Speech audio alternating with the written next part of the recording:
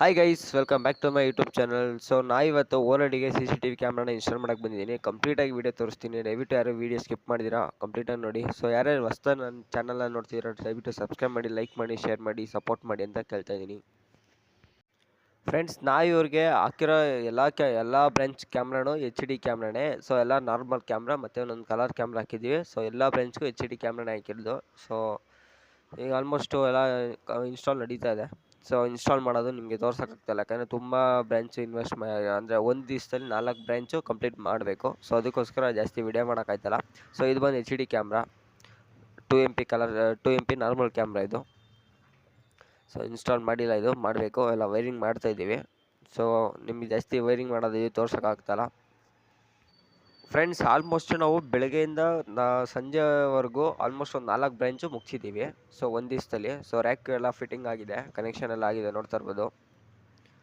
So ಇದು ಮಾಡೋಕ್ಕೆ ತುಂಬ ಅಂದರೆ ತುಂಬ ಟೈಮ್ ಬೇಕು.